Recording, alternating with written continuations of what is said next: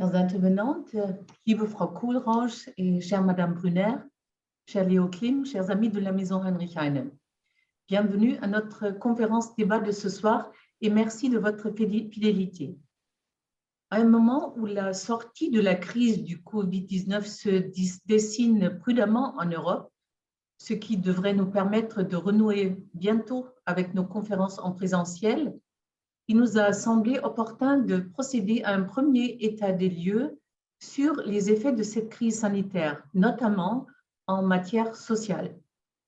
Cette crise a-t-elle été un catalyseur des inégalités sociales? C'est la question centrale que nous avons retenue comme titre du débat d'aujourd'hui. Quelles sont les conséquences pour le monde du travail? La façon dont on travaille d'aujourd'hui, le développement du chômage partiel et du télétravail. Quel est l'impact de la crise Covid sur l'égalité femmes-hommes et entre les générations?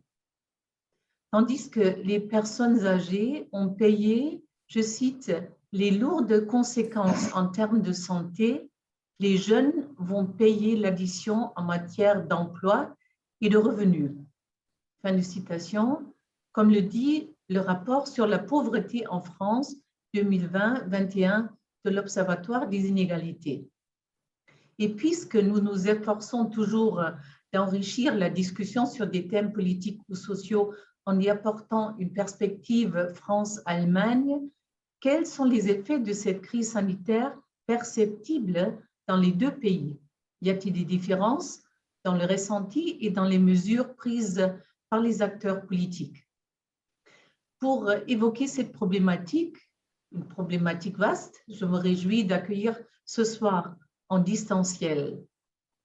Tout d'abord, Madame Anne Brunner, directrice d'études à l'Observatoire des inégalités en France, et Madame Bettina Kohlrausch, professeure, sociologue et directrice d'études à la Fondation Hans Böckler, qui assiste par ses travaux la Confédération des syndicats allemands, le DGB.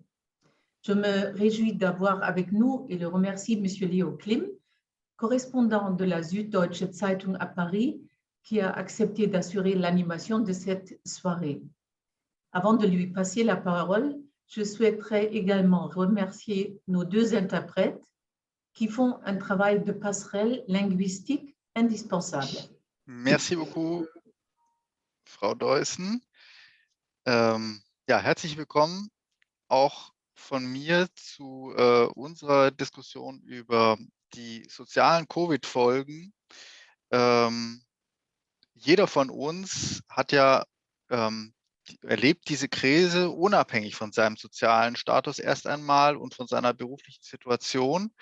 Und ich denke, was jede und jeder ein Stück weit gefühlt hat, ist doch diese beängstigende Erfahrung, wie plötzlich ja, die Gesellschaft verletzlich sein kann, also wie verletzlich unsere entwickelten Gesellschaften eigentlich sind.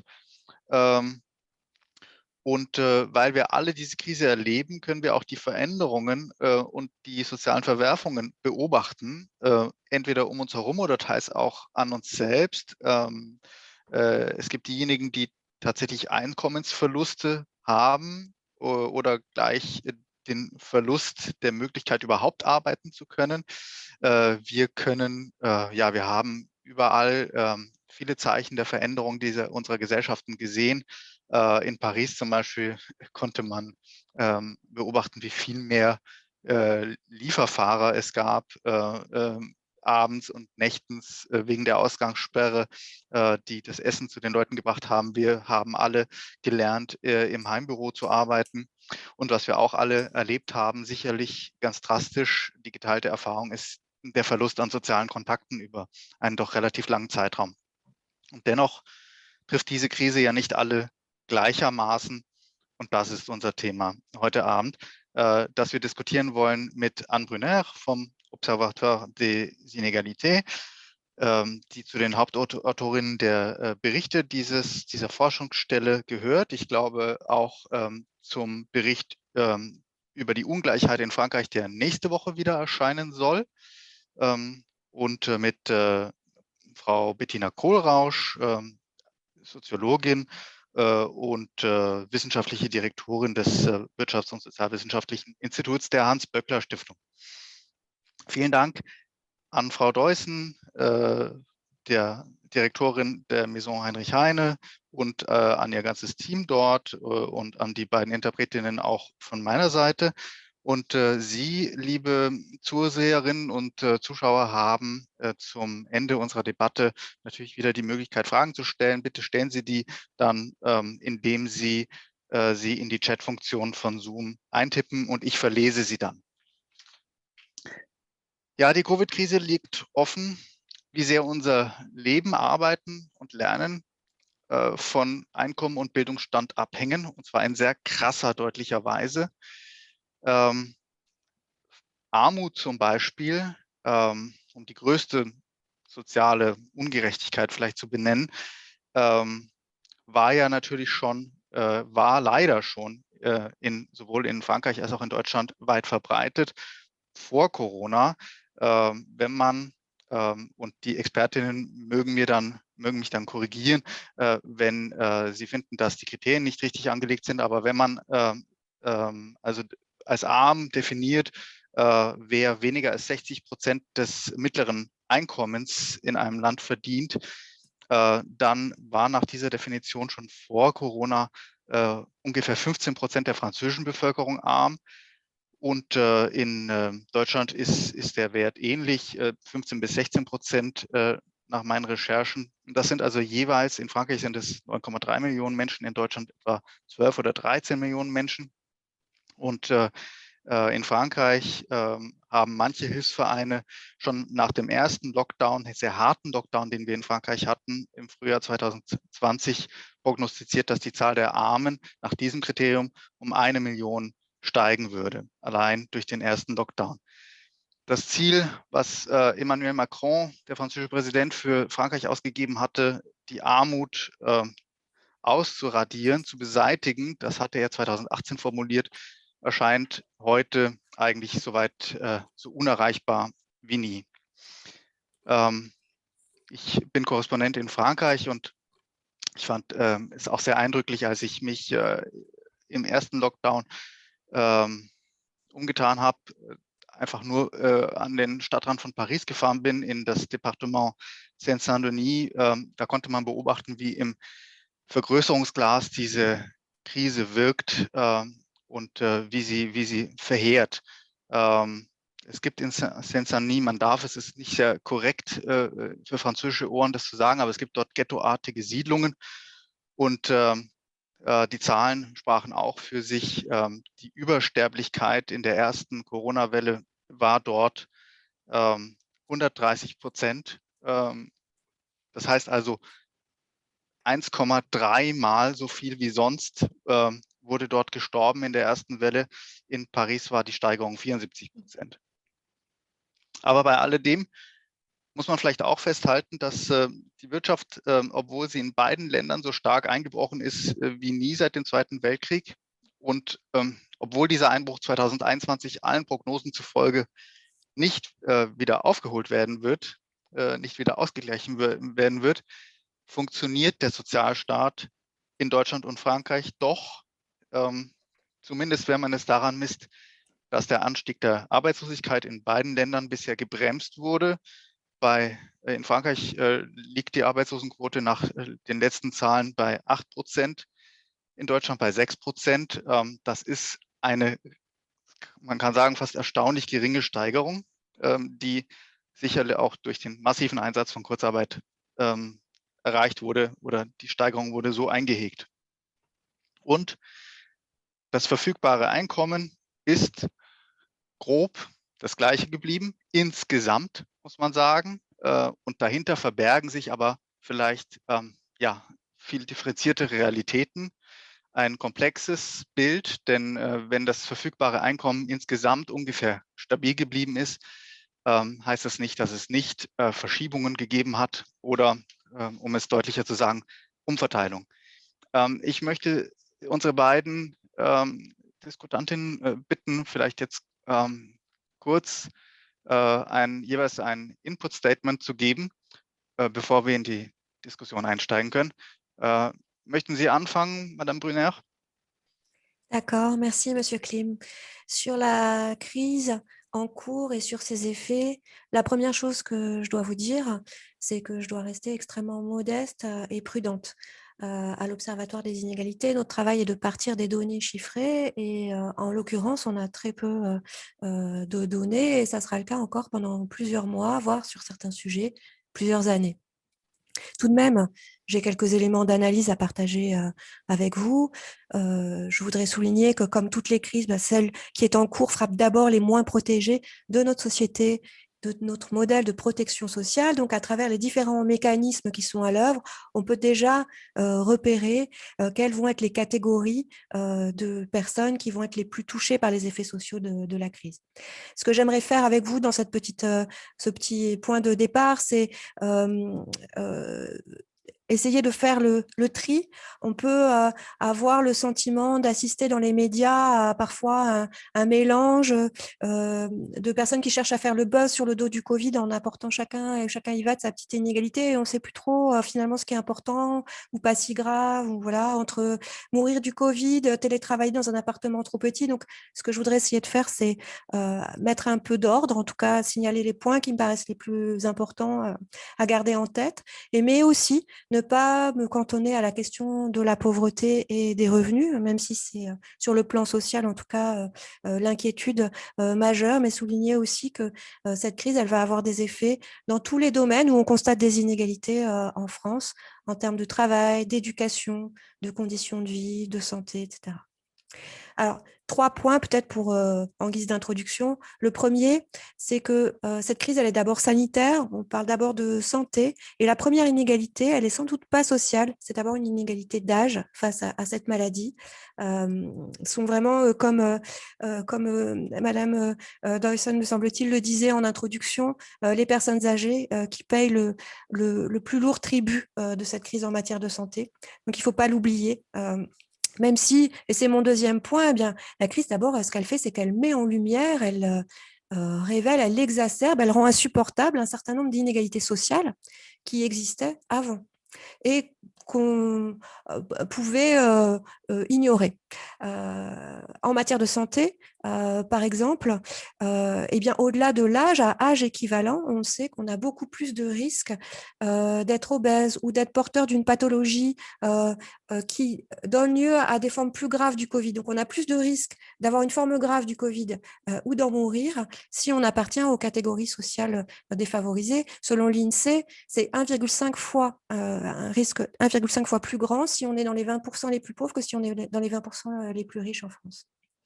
D'autres facteurs sociaux s'ajoutent au fait que on est exposé également socialement à cette maladie. Et puis, il y a d'autres inégalités qui ont été mises au jour par cette crise très rapidement, les conditions de travail, les salaires, la pénibilité du travail, la question du logement, le fait d'être confiné dans un appartement trop petit ou de pouvoir aller dans une résidence secondaire, par exemple, évidemment, ça met au grand jour des inégalités qui existaient bien avant. On a même pour une fois, entendu parler des inégalités entre les femmes et les hommes en matière de répartition du travail domestique, de soins des enfants, à un moment où la fermeture des crèches et des écoles crée un surcroît de temps à consacrer aux enfants. Et puis le troisième point, c'est de se demander quels seront les effets à long terme sur les inégalités. Vous avez commencé à le faire, Monsieur Klim. En matière d'éducation, tout d'abord, je voudrais dire c'est pour nous un grand sujet d'interrogation. On ne sait pas et on a très peu d'éléments sur lesquels s'accrocher pour savoir s'il y aura un effet durable en termes d'éducation et d'inégalité sociale à l'école pour les élèves et les étudiants qui ont été touchés pendant presque 2 ans par des temps de confinement et d'école à la maison. Il y aura certainement plus de décrochage. Il y a peut-être des étudiants qui vont poursuivre leurs études alors qu'ils ne l'auraient pas fait sinon. Quels seront les effets en termes d'inégalité? Très difficile à dire. En termes d'emploi, cette crise, elle a affolé les indicateurs classiques de précarité, de chômage, mais ce qu'on sait, c'est au moins que les premiers touchés, c'était les travailleurs précaires ceux qui étaient dans un contrat précaire, CDD ou intérim au tout début, au moment du premier confinement, ce sont eux qui ont été les premiers au chômage et non pris en charge par l'activité partielle qui protégeait les personnes en CDI. Et puis, les jeunes, d'abord parce qu'ils sont très souvent en contrat précaire lorsqu'ils travaillent, en tout cas les moins diplômés d'entre eux, mais aussi parce qu'ils sont rejoints aujourd'hui par deux générations de jeunes qui sortent du système scolaire et qui vont trouver les portes des entreprises bien plus souvent fermées. Il faut s'inquiéter aussi pour les personnes qui étaient au chômage avant la crise, parce que pour elles, ce qui va se produire, c'est une plus longue durée de chômage en moyenne, avec des effets donc plus importants sur leur vie et sur leur niveau de vie. Le pire en matière de chômage reste sans doute à venir. On pourra essayer d'en faire le tour avec quelques chiffres. En matière de revenus, vous disiez, on a annoncé 1 million de pauvres supplémentaires. Dans notre rapport sur la pauvreté, paru en novembre dernier, on s'est bien gardé de donner ce chiffre. Même si on constate 300 000 chômeurs de plus, probablement autant de non-salariés en grande difficulté ou ayant perdu leur activité, autant de personnes qui émargent en plus au RSA et qui sont donc dépendants des minima sociaux. Combien de pauvres ça fait? Eh bien, on ne sait pas le dire. On pourrait même on pourra revenir si ça vous intéresse, voir une baisse paradoxale des indicateurs de pauvreté si c'est les classes moyennes qui sont touchées en même temps que les catégories les plus défavorisées par la baisse de revenus. D'accord. Et puis, il n'empêche qu'on s'inquiète, comme je vous le disais, pour les plus jeunes. Je vous dis juste encore un petit mot de présentation. Je voudrais aussi souligner que chez les plus aisés, ce qu'on constate, c'est une hausse considérable de l'épargne, alors en grande partie contrainte, parce qu'ils n'ont pas pu consommer. Donc, d'un côté, des plus pauvres qui, pour la plupart, vont sauver les meubles grâce à l'activité partielle, mais qui, pour un certain nombre, sont durement frappés, les jeunes n'étant pas protégés par les minima sociaux. Puis d'un autre côté, les riches qui accumulent, l'État tout de même qui a mis en œuvre un énorme et puissant amortisseur social à travers l'activité partielle et les mesures prises pour les indépendants. Mais ça n'a pas réduit les inégalités, ce n'était pas l'objet de cette manne d'argent public mise en œuvre, et ça laisse intactes les failles de notre protection sociale, en particulier à l'égard des jeunes et des chômeurs de longue durée. Merci bien.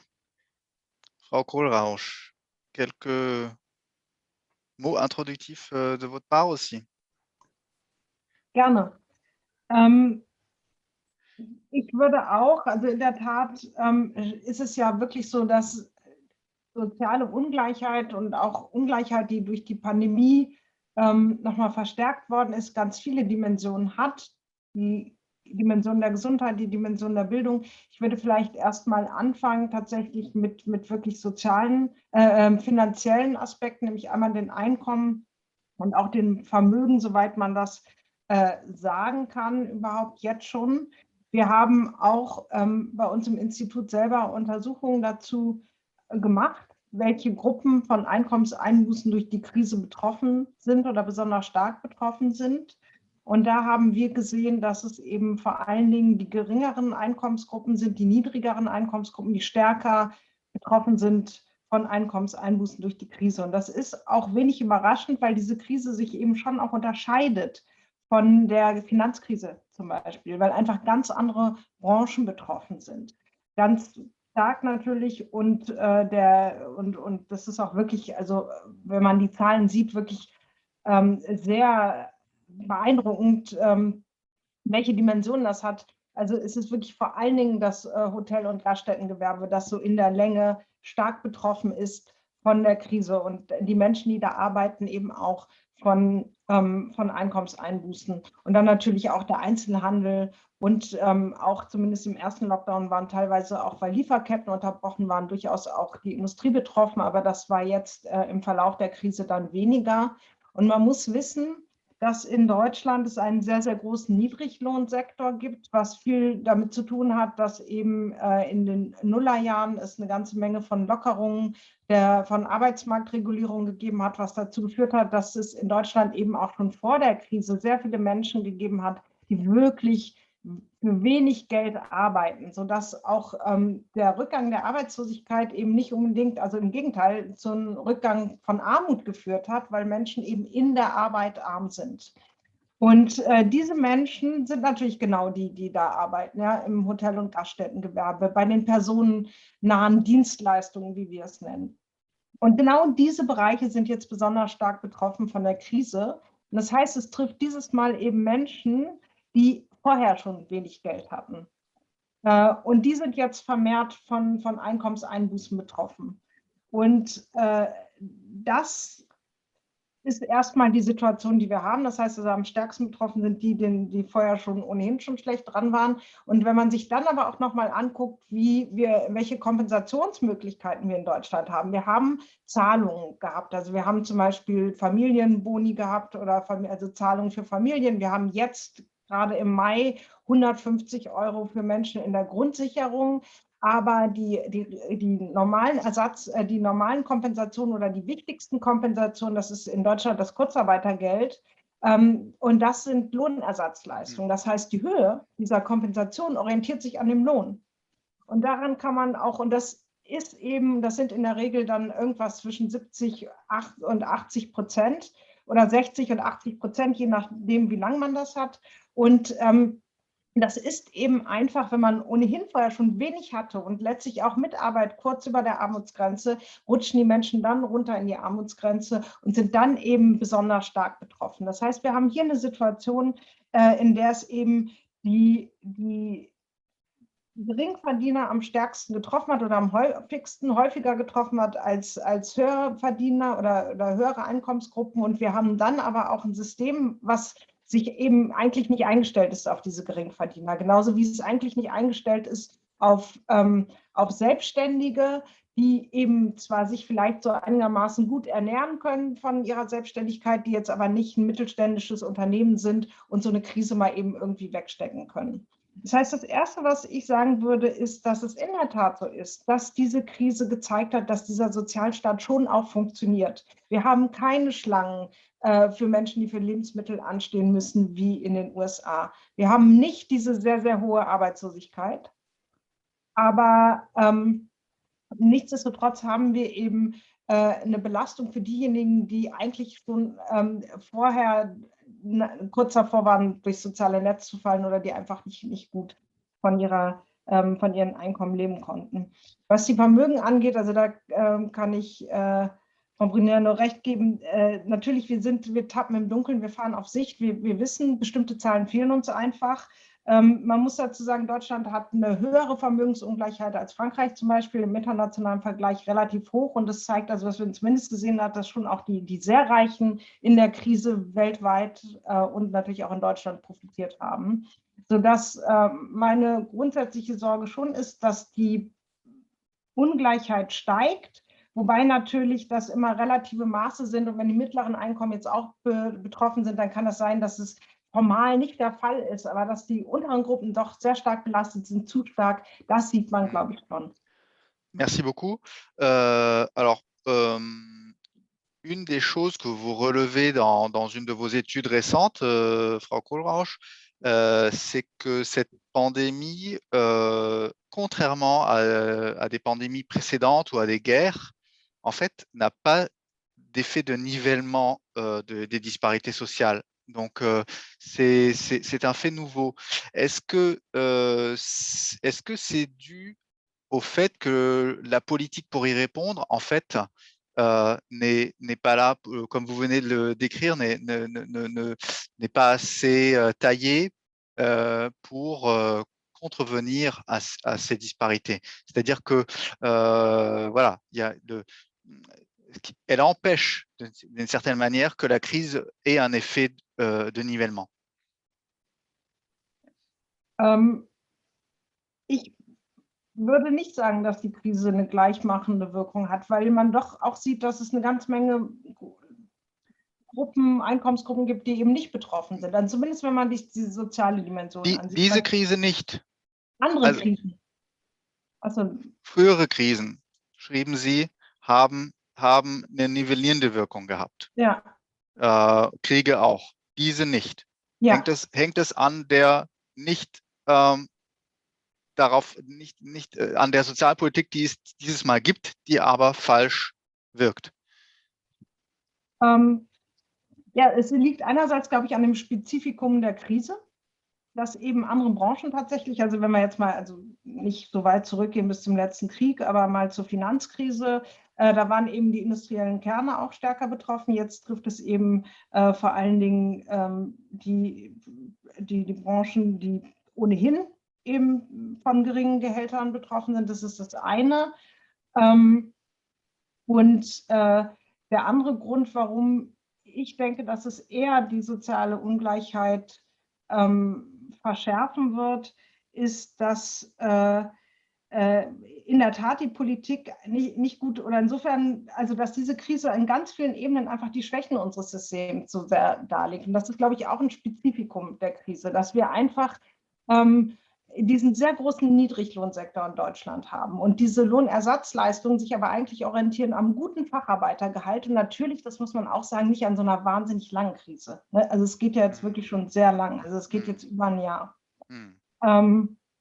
Und dass wir Arbeit in Deutschland, und wenn wir darüber nachdenken, wie Arbeit abgesichert werden muss, auch immer noch sehr stark in der Logik abhängiger Beschäftigung denken. Wir aber ganz viele Solo-Selbstständige haben oder wie wir das auch nennen, hybride Erwerbstätige, die also ein Stück ihres Einkommens aus Selbstständigkeit beziehen und dann fest angestellt. Und all diese diese Art von Arbeit haben wir, glaube ich, schon vor der Krise nicht gut abgesichert, aber jetzt, da fiel es halt nicht so auf, weil die Wirtschaft ja auch eigentlich ganz gut gebrummt hat und weil auch tatsächlich wir auch wirklich Realeinkommenszuwächse, außer in den alleruntersten Einkommensgruppen in den letzten Jahren zu verzeichnen hatten, auch ganz, ganz gute, also ganz stabile.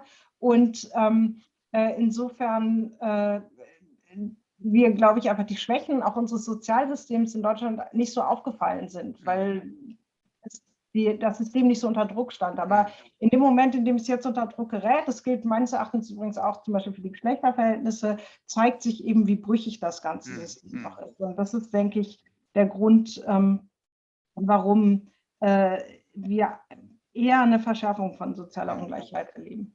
Und wir hatten natürlich, also nach der letzten Finanzkrise in der Folge ja auch einen Zuwachs sozialer Ungleichheit im Zeitverlauf. On va revenir à certains de ces points, notamment l'inégalité entre les femmes et les hommes. Madame Brunner, très concrètement, comment est-ce que vous décririez les facteurs et les mécanismes qui renforcent les inégalités dans cette crise? Excusez-moi, je n'ai pas compris le début de votre question. Est-ce que vous me questionnez uniquement sur la question des femmes et des hommes ou de manière générale? Non, je disais qu'on allait revenir à cette question et je vous posais la question de savoir quels sont les principaux facteurs, les principaux mécanismes qui, selon vous, renforcent les inégalités. Alors, pour la France, je parlerai sans doute moins de l'effet de l'activité partielle, en particulier sur les travailleurs pauvres, parce qu'il y a eu un plancher mis à cette indemnisation. D'abord, il me semble que le niveau d'indemnisation est un peu plus élevé en France qu'en Allemagne, et ensuite, il y a eu un plancher mis au SMIC, donc on ne peut pas être indemnisé en dessous du SMIC. Donc, les personnes qui sont les moins bien payées sont en théorie toujours à un niveau... alors, elles ont perdu, mais elles ont moins perdu quand on est au SMIC. En théorie, on ne perd rien. Alors, ça ne veut pas dire qu'on ne perd rien, parce qu'on peut perdre des primes, on peut perdre des pourboires, et puis on peut perdre surtout des perspectives d'emploi quand on appartient aux secteurs les plus touchés par l'activité partielle, qui dure depuis des mois dans un certain nombre de secteurs, massivement, l'hôtellerie-restauration, la culture, où on va trouver beaucoup de travailleurs avec un très faible niveau de salaire. Mais disons que ce n'est pas à cet endroit-là, ni du côté des fonctionnaires, ni du côté des personnes âgées retraitées, qu'on va trouver les effets les plus massifs. C'est plutôt chez les travailleurs indépendants, les petits chefs d'entreprise qui, eux, s'ils perdent leur activité, et on sait très peu dire combien sont touchés aujourd'hui, si les aides mises en place par l'État ne suffisent pas parce qu'ils ne rentrent pas dans les cases, parce que leur activité s'arrête brutalement, et bien là, ils passent directement, sans passer par la case chômage, aux minima sociaux, au RSA à 500 €. Et là, ça peut concerner des personnes des classes moyennes qui vivaient bien jusque-là, et le choc peut être rude. Il va l'être pour un certain nombre de personnes. C'est difficile à quantifier parce que pour l'instant, on ne voit pas encore une augmentation significative des défaillances d'entreprise et c'est sans doute dans les mois qui viennent qu'on va pouvoir le mesurer. Et puis, le dernier élément, c'est du côté des plus pauvres. Alors, les minima sociaux ont été maintenus, mais là, on sait que, donc, a priori, il n'y a pas, si on dépend d'un niveau de salaire, du niveau du SMIC et puis d'un complément par les minima sociaux, par exemple, dans un ménage ou par les allocations familiales, ben, a priori, il n'y a pas de raison d'avoir vu ces revenus baisser beaucoup, mais même si la chute est peut-être plus faible, eh bien, quand on a très peu, quand on est au niveau du seuil de pauvreté ou en dessous, eh bien là, chaque petite dépense supplémentaire, le chauffage supplémentaire pour rester chez soi, la cantine des enfants pendant la fermeture, ou à l'inverse, chaque petite perte de revenus qui vient possiblement d'activités non déclarées, de primes, des éléments de salaire qu'on ne touche plus, eh bien là, a un effet beaucoup plus sensible que sur les cadres qui ont pu être mis en activité partielle et dont le salaire a été largement compensé par l'État ou par l'entreprise. Alors, on voit que pour les deux pays, c'est grosso modo les mêmes groupes qui sont touchés, les précaires, les bas salaires, certains parmi les indépendants. Alors, plus difficile à relever en France pour des raisons de statistiques, mais aussi les personnes d'origine immigrée. Je pense qu'on peut s'avancer à dire ça. En tout cas, pour l'Allemagne, ça ressort. Et parfois aussi les femmes, spécificité allemande, vous l'avez montré, Frau Kohlrausch, dans vos études, aussi l'Est de l'Allemagne s'en sort moins bien que l'Ouest. Voilà, donc on a en fait un peu, c'est les plus ou moins faibles habituels qui sont encore touchés. Ça, on l'a vu. Et la France et l'Allemagne ont peu ou prou eu la même politique pour répondre aux conséquences de la crise, donc aide massive aux entreprises et pour éviter les faillites justement, et aide aux salariés via le chômage partiel. Qu'est-ce qui ne va pas là-dedans, Madame Brunner? Oh, je n'aurais pas forcément dit que quelque chose n'allait pas là-dedans. Ce qui ne va pas là-dedans, c'est… disons qu'il y a deux choses peut-être à en dire. D'abord, il faut peut-être trois. Hein. D'abord, la première chose, c'est de dire que ça a fonctionné. C'est-à-dire que globalement, on n'a pas assisté à un effondrement. Il faut savoir aussi dire que, tout à l'heure, vous disiez, le revenu disponible des ménages, il a très peu diminué. On a assisté à une chute majeure de la production, de l'activité française, de l'ordre de 10%. Et en comparaison, le revenu des ménages, il a probablement très peu diminué. Donc, ça a fonctionné. Ce qui ne va pas, c'est plusieurs choses. C'est, à mon sens, il y a des trous dans la raquette. Et en particulier, il faut penser, le pouvoir n'a pas assez pris en compte les besoins sociaux des jeunes les moins qualifiés et des personnes les plus pauvres, sans doute parce qu'il vit trop loin de cette réalité. Et donc, il n'a pas vu que c'était l'occasion aussi d'apporter un soutien à ces très démunis pour qui peut-être le RSA allait continuer d'être versé, mais qui est dans une grande difficulté. S'il vous plaît, expliquez pour les personnes qui ne sont pas allemandes ou qui ne connaissent pas la matière, qu'est-ce que le RSA? Alors, on a différents minima sociaux en France qui dépendent de la situation et de l'âge et qui sont des revenus complémentaires versés quand on n'a pas de ressources ou pas assez. On fixe un minimum qu'on devrait avoir, que l'État, la collectivité considère comme le minimum indispensable. Et on dit si on a moins que ça, eh bien, on va compléter. Pour les personnes âgées, pour les personnes de plus de 65 ans, ce minimum est de l'ordre de 900 €. Donc à peu près le seuil de pauvreté fixé à 50% du niveau de vie médian. Pour les personnes de 25 à 65 ans, on considère qu'elles devraient aller travailler. Et donc ce minimum, il est de 500 €, donc beaucoup moins, beaucoup moins que le seuil de pauvreté. Et puis pour les jeunes de 18 à 25 ans, eh bien là, il n'y a pas de minimum social. Et il se trouve du coup, pour reprendre un petit peu ce qu'on était en train de se dire sur qu'est-ce qui ne va pas, eh bien, il se trouve que les jeunes vont être fortement impactés et que jusqu'à 25 ans, même si là, il y a des efforts qui sont faits en termes de soutien aux jeunes, y compris de soutien financier, hein, qui montrent que le gouvernement entend ce besoin, en tout cas le reconnaît un peu plus, eh bien, il n'y a pas de minimum social et donc les jeunes sont renvoyés à la solidarité familiale, à l'aide de leurs parents. C'est très inégalitaire, d'autant plus qu'on parle des jeunes sans ressources, donc des jeunes sortis du système scolaire qui cherchent un emploi, qui sont en galère, qui vont l'être encore plus cette année avec tous les jeunes étudiants qui arrivent, et puis qui n'auront et qui appartiennent à des familles déjà elles-mêmes démunies. Donc là, à notre sens, il y a besoin de revoir cette échelle, cette hiérarchie des minima sociaux, de relever le montant de ce minimum social qu'on appelle le RSA, le revenu de solidarité active qui concerne les 25 à 65 ans, et de l'ouvrir aux jeunes à partir de 18 ans. Quand on est majeur pour voter, eh bien, on est aussi majeur pour toucher un minimum social. Voilà une des critiques qu'on peut faire, d'autant que, vu l'argent qui a été dépensé, il y a les moyens. Vous la formulez de manière très, je dirais, polie ici, parce que je vais vous citer dans un texte que vous avez publié il y a quelques mois, reproche au gouvernement, je cite, « En fait, les mesures d'urgence ne répondent pas seulement aux conséquences de la crise, au fond, elles révèlent que l'État a conscience de commettre une injustice en condamnant à la misère les jeunes et les personnes de 25 à 65 ans sans ressources. » Donc là, c'est un reproche. Oui, voilà, bien sûr. Donc, merci de nous l'expliquer, parce que là, vous faites un reproche très dur. L'État, donc en d'autres termes, le gouvernement, a conscience de commettre une injustice, donc sciemment, en fait. On appauvrit les gens. C'est ça que vous dites. Ce qui le prouve pour moi, c'est que tout à coup, on s'aperçoit que on va, plutôt que d'ouvrir le RSA aux jeunes, on va par exemple doubler le contingent, le quota de la garantie jeune, qui est un autre dispositif qui permet aux jeunes d'avoir une aide à peu près de l'ordre un peu moins de 500 €, mais pendant 1 an. Voilà.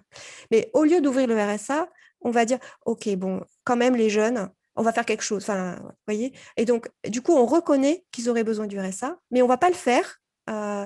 À mon sens, pour des raisons électorales probablement pas bien pensées, parce que je pense que la majorité des Français sont en faveur d'ailleurs d'une extension, d'une augmentation du RSA et probablement d'une extension aux jeunes, mais on ne va pas le faire pour des motifs politiques et pouvoir continuer à dire que la priorité pour les jeunes, c'est d'aller travailler. Alors, dans un contexte où on voit que c'est extrêmement difficile, c'est le mot, vous allez dire encore que je fémise, hein, mais qui me vient de leur reprocher de ne pas trouver un emploi. Donc, plus de dépenses encore pour le social. Excusez-moi de jouer un peu l'avocat du diable, mais plus de dépenses pour le social, alors que la France dépense déjà 32% de son PIB pour le social, ce qui est beaucoup. 25% en Allemagne selon l'OCDE, sans que les résultats soient bons, à mon avis. Hein. Moi, je ne suis pas un expert au social autant que vous deux, mais j'ai une vision comparative des deux pays. Je n'ai pas franchement l'impression que la France a toujours une politique qui protège mieux les plus faibles. Est-ce que c'est vraiment une question de moyens? Alors, je ne suis pas forcément capable de vous suivre dans la comparaison entre nos deux pays, hein, parce que je ne connais pas suffisamment la protection sociale et ses effets en France. En revanche, je reconnais dans votre discours le pognon de dingue du président de la République. Il y a 2 ans, on dépense trop pour les pauvres et ça ne sert à rien. À plusieurs titres, c'est faux. D'abord, on dépense beaucoup, c'est vrai, mais ça sert beaucoup. Évidemment, le taux de pauvreté, hein, tout à l'heure vous disiez 15%, en France, il serait de 22% si on ne dépensait pas les dépenses destinées à la protection sociale. Ensuite, on a souvent tendance en France, quand on parle des dépenses publiques, à mélanger plusieurs choses. Les dépenses qui sont faites directement pour soulager la pauvreté, hein, qui représente une fraction très faible de nos dépenses, enfin, pas si, on dépense beaucoup, hein, je ne peux pas dire dire le contraire, mais faible de l'ensemble des dépenses publiques. Et puis, le fait qu'on a choisi dans notre pays de mutualiser les retraites et la santé. Et donc, évidemment, rapporté au PIB, c'est un choix important et un choix largement partagé par la population. Ce qui est intéressant à relever, c'est que là, depuis un an, on a dépensé encore plus que ce que je pense chacun d'entre nous pouvait imaginer. Hein. On a socialisé une partie, nationalisé pratiquement une partie des salaires à hauteur quasiment de 30 milliards. C'est plus que ce qu'on dépense pour les pauvres en France. Et si on voulait faire ce geste en direction des jeunes et aller jusqu'au bout de la reconnaissance, à mon avis, qui est en cours on ne fait pas assez puisqu'on est prêt pour les précaires à dire finalement pendant cette période on voit bien c'est difficile pour vous, donc si vous touchez moins de 900 €, on va vous verser une petite prime d'urgence temporaire. Pour les jeunes, il y a eu très peu de choses de fait, mais des petites allocations d'urgence, un peu comme la prime de 150 € ou 100 €, pardon, je ne sais plus, pour les enfants dont Madame Kohlrausch, sur le même ordre une petite prime d'urgence. Pour moi, c'est des signes qui montrent que le gouvernement, alors qu'il n'y a pas eu de baisse sensible des revenus des personnes concernées, conçoit que les minima sociaux tels qu'ils existent dans notre pays sont insuffisants. Insuffisants en ce moment, mais insuffisants en général. Merci et merci aussi à vous qui nous regardez. Je vois les premières questions arriver, je les prendrai à la fin, mais effectivement, vous pouvez déjà commencer à les poser et on sera ravis d'y répondre à la fin de notre premier échange entre nous trois. Frau Kohlrausch, est-ce que vous seriez aussi dur que votre consoeur avec le gouvernement allemand? Est-ce que vous iriez jusqu'à dire que le gouvernement sciemment laisse cette pauvreté s'installer ou s'aggraver? Also wir haben ja eine große Koalition, das heißt, wir haben zwei Parteien und man merkt schon auch in der Auseinandersetzung dieser Parteien, dass es da unterschiedliche Schwerpunkte gibt und ist sicherlich irgendwie, wenn es eine reine sozialdemokratische oder Regierung wäre, es vermutlich auch für die unteren Einkommensgruppen noch mal mehr getan würde. Ich denke, dass die Art, also ich habe eben dargestellt, warum ich glaube, dass die Absicherung von Einkommenseinbußen nicht gut funktioniert, weil sich der Sozialstaat immer noch an einer Idee von Arbeit orientiert, die schon lange nicht mehr Realität ist in Deutschland. Was ich tatsächlich glaube, ist, und zwar nicht nur während der Krise, sondern schon vor der Krise, dass diejenigen, die wirklich in der Grundsicherung sind, wenn wir mal sagen, das sind die Armen, ja, also die vorher schon auf Hartz IV. Est-ce que vous pouvez dire en 2 mots ce que c'est la Grundsicherung, s'il vous plaît, pour les personnes françaises qui nous regardent? Es gibt in Deutschland eine Grundsicherung von 400 noch was Euro plus Miete, die einfach bedarfsorientiert ist und also keine Lohnersatzleistung, sondern so eine Grundsicherung einfach dessen, was Menschen kriegen, die länger als in der Regel ein Jahr arbeitslos waren. Das ist keine Lohnersatzleistung, es orientiert sich nicht an dem, was man mal verdient hat, sondern es ist das, was sozusagen jeder Mensch, also wo die Regierung entschieden hat, das steht jedem zu, das ist das Minimum, das Menschen brauchen. Und das sagen Wohlfahrtsverbände und meines Erachtens schon auch zu Recht. Das einfach ist auch schon vor der Krise viel zu niedrig angesetzt worden. Und jetzt sind diese Menschen natürlich in der Krise noch mal stärker belastet. Also es gibt sowas wie Tafeln. Also in Deutschland gibt es eine große Infrastruktur, dass Menschen sich also Essen umsonst holen können, zusätzlich, wenn sie nicht mit dem, was sie haben, über die Runden kommen. Die haben zugemacht, einfach aus hygienischen Gründen. Ich selber habe 2 Kinder, ich habe ziemlich viel Geld ausgegeben, um die einfach auch bei Laune zu halten, ne, in der Krise. Aber auch natürlich, was man braucht zum Drucken bei Homeschooling-Situationen. Also es sind einfach Mehrkosten aufgetreten und die sind nicht kompensiert worden. Und es hat ewig lang gedauert, bis diese 150 €, die nicht viel Geld sind, für diese Gruppe mal gezahlt wurde. Und ich glaube schon, dass es eine gewisse Ignoranz gibt gegenüber diesen Menschen in dieser Grundsicherung und dass die so ein bisschen durchs Netz fallen, weil diese Idee, dass also wir hatten ja auch in Deutschland, denke ich, in vielen Ländern, europäischen Ländern oder in westlichen Ländern hatten wir ja diese Neuaufstellung des Sozialstaates, die auch ganz stark mit dieser Idee verbunden war, dass Menschen eigenverantwortlich sein müssen. Und ich glaube, wir haben diese Idee, dass Menschen, die sich eben nicht durch Arbeit selber finanzieren können, dass die in gewisser Weise doch schuld sind oder dass die so ein bisschen aus dem Fokus geraten sind. Das ist, glaube ich, schon ein Problem, was wir in Deutschland auch haben, was man jetzt auch merkt. Weil ganz ehrlich, also was man an Konjunkturprogrammen aufgesetzt hat, Reduktion der Mehrwertsteuer zum Beispiel, es ist nun hinlänglich belegt, dass diese unteren Gruppen, ja, dass die Einkommensgruppen, dass die das Geld natürlich sofort ausgeben, weil sie es brauchen. Ja. Das heißt, wenn man eine Konjunktur ankurbeln möchte, dann wäre zum Beispiel eine zumindest zeitlich befristete Anhebung der Grundsicherung sicherlich ein sehr effizientes Mittel gewesen. Und da stellt sich natürlich schon die Frage, warum lässt sich das politisch eigentlich nicht durchsetzen oder warum hat man davor so viel Angst? Weil kann es jetzt nicht mal eben durchrechnen, aber es sind ja Unmengen von Geldern ausgegeben worden. Also warum nicht für die? Und das hat, glaube ich, schon was mit dem Blick zu tun auf diese Gruppe der Armen, sage ich jetzt mal, die es in Deutschland gibt. D'accord.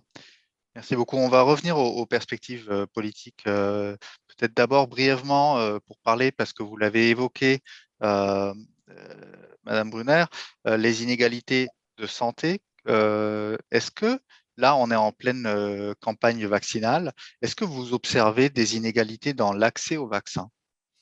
Je ne sais pas du tout. Je n'ai pas de données sur le sujet. D'accord. Et vous, Frau Kohlrausch, est-ce que pour l'Allemagne, est-ce qu'on voit s'il y a une inégalité? Est-ce que les populations qui ne vont pas se vacciner, c'est en partie parce qu'elles n'ont pas l'accès au vaccin?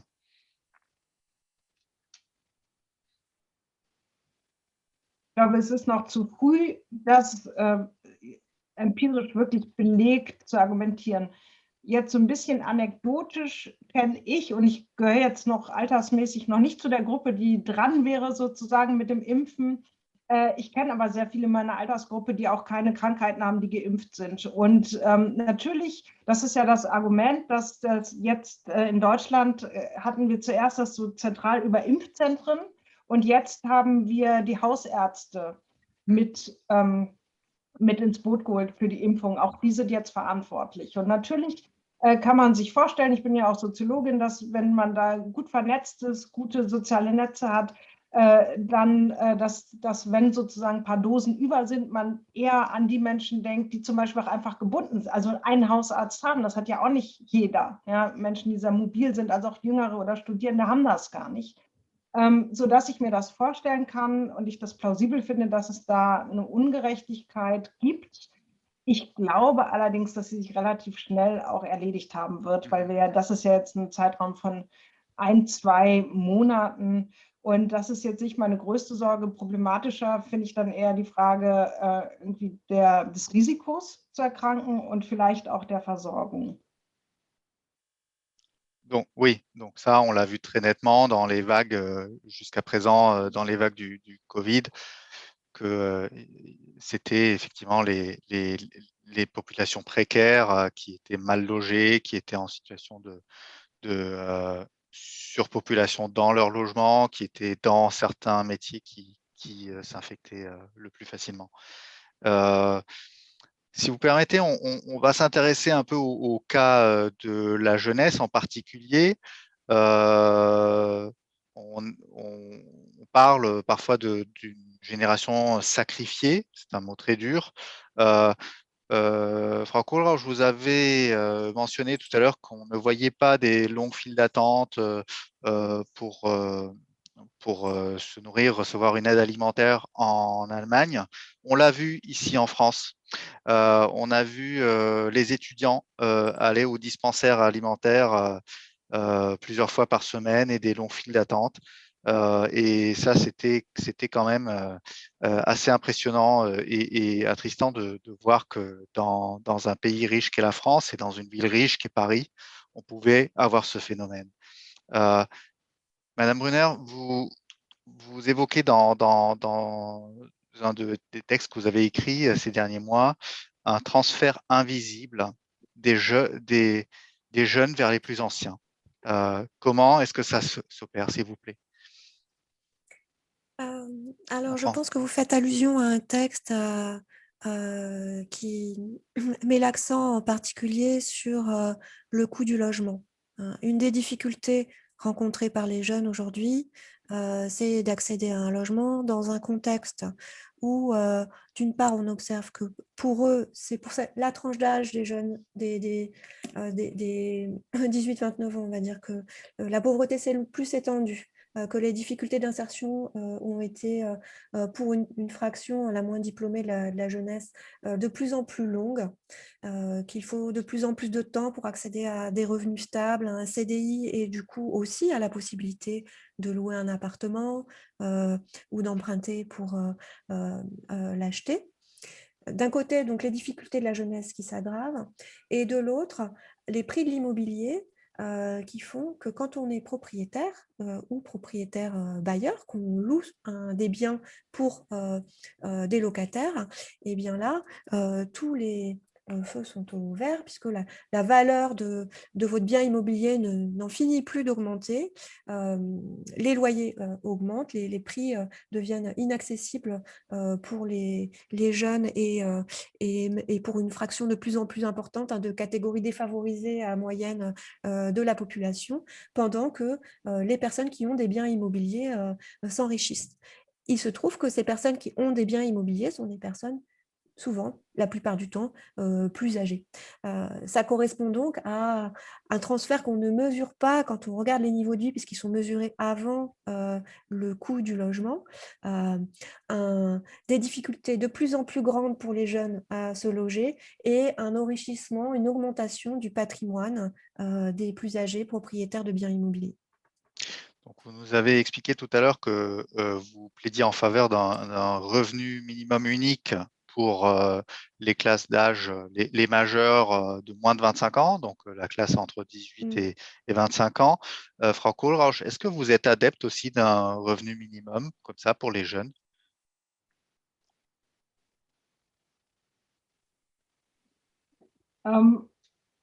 Ich glaube, also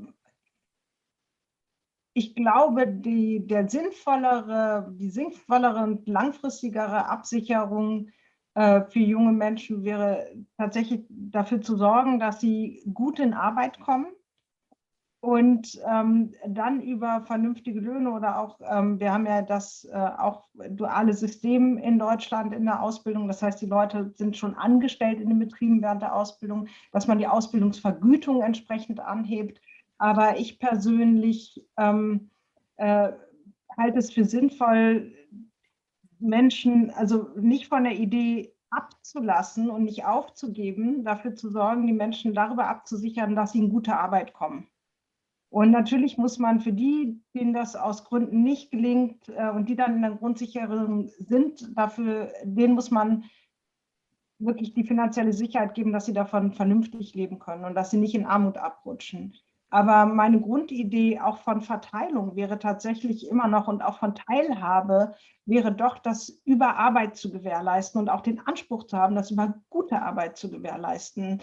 Arbeit, die finanziell gut abgesichert ist, die aber auch von den Rahmenbedingungen, also das haben wir in der Krise ja auch gesehen. Wir haben ja zum Beispiel in der Pflege gesehen, dass die Menschen einerseits stark gelitten haben darunter, oder dass einfach zu wenig bezahlt wird für Menschen, die in der Pflege, in der Krankenpflege arbeiten, aber dass die Arbeitsbedingungen eigentlich auch einfach unerträglich sind mit Schichtarbeit, mit langen Arbeitszeit, mit enormem Arbeitsdruck.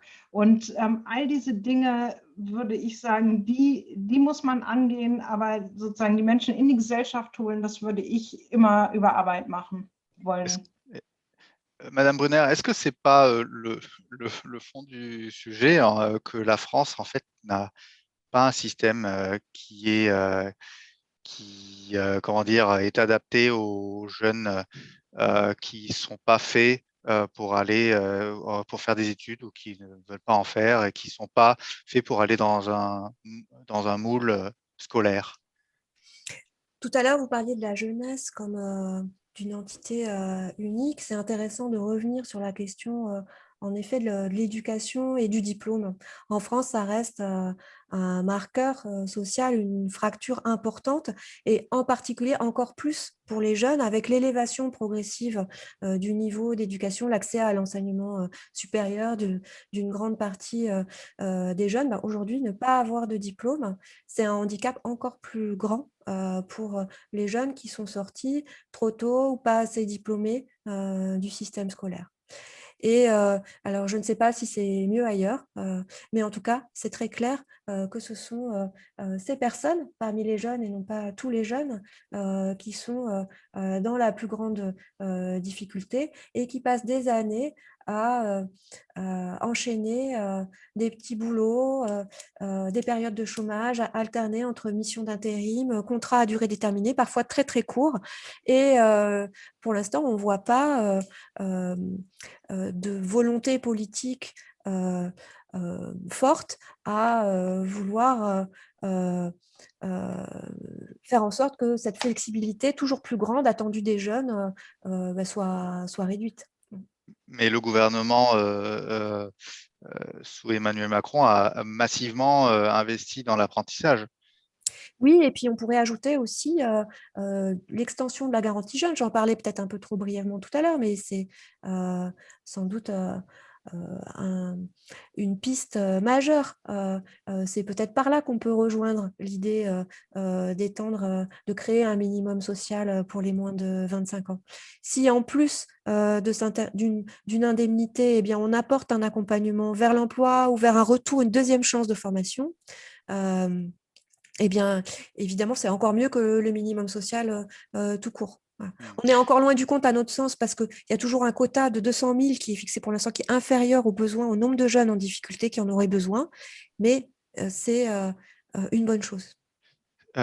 Pour poursuivre sur les inégalités scolaires, donc en fait, à l'âge qui précède le diplôme, la France s'enorgueillit, et à mon avis à juste titre, de ne pas avoir fermé les classes entre, grosso modo, mai 2020, après le premier confinement français, jusqu'à avril 2021.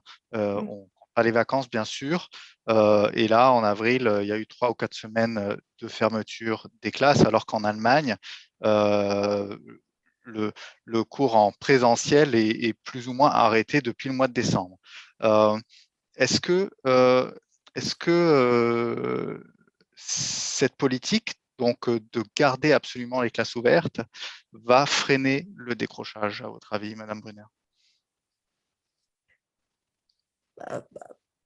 C'est très difficile pour tout de dire. On commence par se dire, les jeunes, ils ont des grandes capacités de récupération, de rattrapage. Mais néanmoins, des mois sans école ou des semaines même, il est clair que ça risque d'augmenter le décrochage. Dans notre pays, le nombre de jeunes qui sortent de l'école avec un niveau de diplôme très faible, du niveau du brevet, fin de classe de troisième, a baissé très fortement. Il a été divisé par 4 depuis les années 70, donc il diminue. Aujourd'hui, sortir à ce niveau-là de diplôme de l'école, comme je vous disais, c'est s'exposer à des difficultés bien plus grandes qu'auparavant. Et il est probable que l'école à la maison, le fait d'être renvoyé à l'aide parentale, eh bien, augmente ce risque. On ne sait pas du tout dire en quoi. Mais oui, l'école, même si elle ne parvient pas à réduire les inégalités sociales qui existent dans la société, eh bien, elle a un rôle majeur à jouer dans l'accès à tous, et c'est l'école en présentiel sans doute qui le fait le mieux. Bien sûr. Frau Kohlrausch, il y a des études concernant l'Allemagne je ne sais pas si vous en avez mené aussi dans ce sens, mais par exemple du Wissenschaftszentrum Berlin, qui ont montré des disparités très fortes entre hommes et femmes dans la crise. Donc notamment une charge accrue des tâches domestiques ménagères, et même allant jusqu'à une stigmatisation des femmes. Et on voit bien dans cette politique allemande qu'il est attendu que les enfants puissent rester à la maison en fait depuis le mois de décembre. Donc, je trouve ça assez frappant. Est-ce que l'Allemagne est en fait toujours aussi loin derrière la France, notamment, lorsqu'il s'agit de dépasser des, des stéréotypes ou des modèles voilà, qui semblent pas très modernes, pour m'exprimer de manière retenue?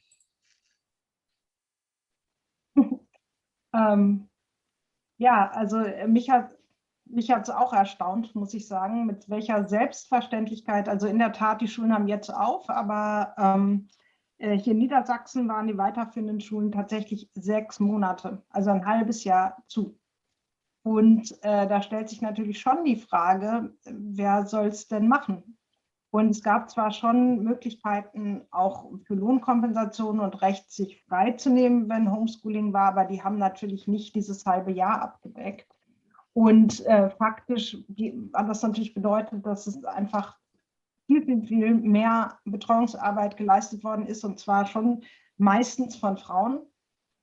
Und die Selbstverständlichkeit, mit der man davon ausgeht, dass das schon irgendwie gemacht wird, weil am Ende des Tages ist es ja unbezahlte Arbeit.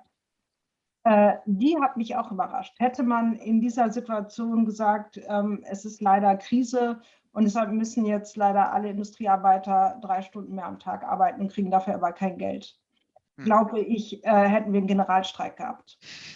Aber dass Frauen, also es sind ja meistens Frauen, das machen, nimmt man doch mit einer erstaunlichen Gelassenheit hin. Und es hat eigentlich schon immer wieder Hinweise darauf gegeben, dass das so ist, dass es eine übermäßige Belastung von Frauen ist, aber und von Eltern generell. Und wir haben auch das auch untersucht, wir haben auch gesehen, dass es einfach die Belastung enorm gestiegen ist im Lockdown, dass sie wirklich leiden. Also kann man, glaube ich, wirklich so sagen. Aber so richtig passiert ist halt nichts. Und mag sein, dass irgendwann die Inzidenzen so hoch waren, dass das nicht anders zu handhaben war. Aber man hätte ja vorher schon viel früher sagen können, wir machen jetzt aber die Geschäfte zu, damit die Kinder in die Schule gehen können. Diese Prioritätensetzung hat es aber nicht gegeben. Es gab ganz lange diese Idee, vielleicht schaffen wir es ja noch ins Weihnachtsgeschäft, was übrigens auch nicht funktioniert hat. Und ich denke, hätte man da viel früher interveniert, wäre man nie in diese Situation gekommen. Und auch jetzt muss man sagen, also um es nochmal beispielhaft zu sagen, also ich konnte ungefähr 6 Wochen früher wieder zum Beispiel ein Kosmetikstudio besuchen, als mein Sohn seine Schule. Und das ist schon eine Prioritätensetzung, die mich extrem irritiert, und ich kann es nicht wirklich nachvollziehen, außer dass offensichtlich also weder die Kinder und Jugendlichen eine Lobby haben, die natürlich auch in einer alternden Gesellschaft eine relativ kleine Gruppe sind, und auch nicht die Eltern, dass es in der Tat immer noch diese Idee gibt, dass diese Arbeit keine Arbeit ist, Kinderbetreuung, und letztlich doch in den privaten Bereich gehört, wo sie in Deutschland ja noch viel häufiger als in anderen europäischen Ländern auch von Frauen erledigt wird. Und dieses System, auf das hat man relativ selbstverständlich dann doch wieder zurückgegriffen. So würde ich das schon deuten. Und wenn ich da noch einen Satz zu sagen darf, also wir hatten tatsächlich auch im ersten Lockdown auch noch die Regel, dass man, wenn man im Homeoffice arbeiten konnte, kein Recht hatte, sich freizunehmen für die Kinderbetreuung, wenn die Schulen zu waren. Weil die Idee war, wenn man jetzt im Homeoffice ist, kann man sich ja um Kinder betreuen. Und jeder, der es mal versucht hat, weiß, dass das nicht stimmt. Aber es zeigt auch, dass es diese Idee gibt, dass das keine Arbeit ist, sich um Kinder zu kümmern. Was man nebenbei machen kann, was letztlich unsichtbar ist. Und das hat die Krise, glaube ich, schon gezeigt, dass es wenig Wertschätzung gibt für diese Art von Tätigkeit. Madame Brunner, est-ce que vous pensez que l'inégalité entre les sexes, pardon, entre les genres, comme on dit maintenant, est aussi forte en France?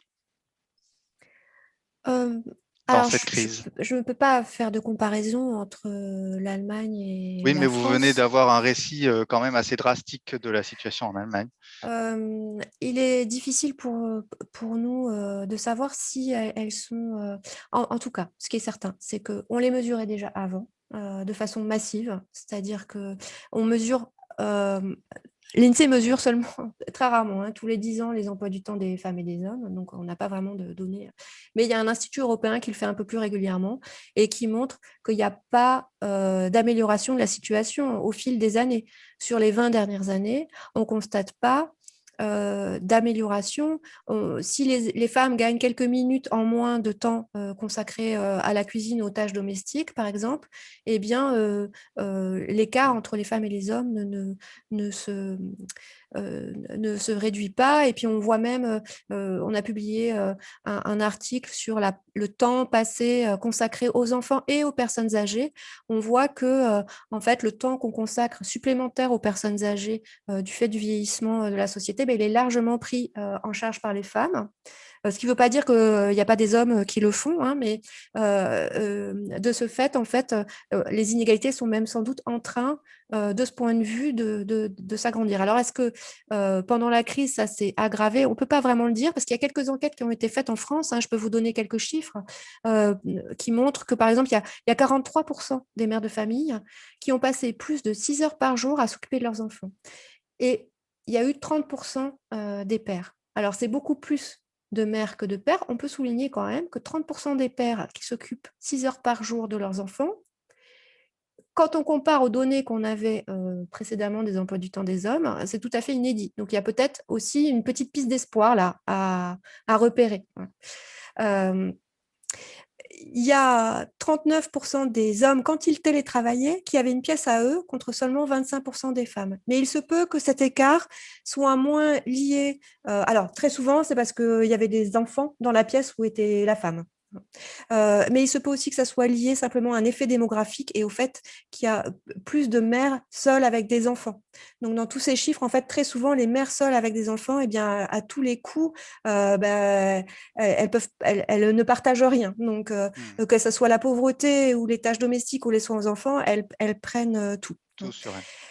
Et puis, il y a aussi, pour les femmes et les hommes qui continuent de travailler à l'extérieur, on peut dire aussi qu'il y a 45% des femmes qui ont continué de travailler à l'extérieur, qui ont consacré au moins 4 heures au travail et 4 heures aux enfants, et 45% des femmes, et en comparaison, c'est 29% des hommes. Donc là, vous voyez, la double journée des femmes dont on parle habituellement, là, elle est encore plus évidente.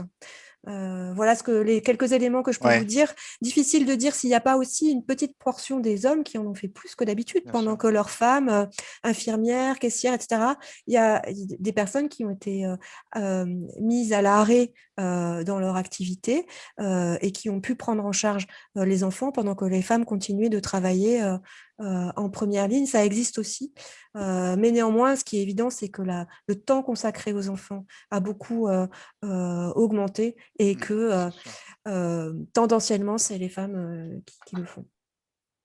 Peut-être qu'on y reviendra lors de nos questions des auditeurs, si vous voulez. En tout cas, je vous encourage encore une fois à déjà poser vos questions si vous en avez. Un tout autre phénomène, ou peut-être pas si différent que ça, mais qui a été révélé par cette crise, vous l'avez mentionné, Madame Brunner, dans une interview, c'est ce que vous appelez l'électronisme, donc c'est-à-dire l'incapacité de savoir se servir de l'informatique qui est devenue indispensable aujourd'hui pour garder encore une connexion avec la société.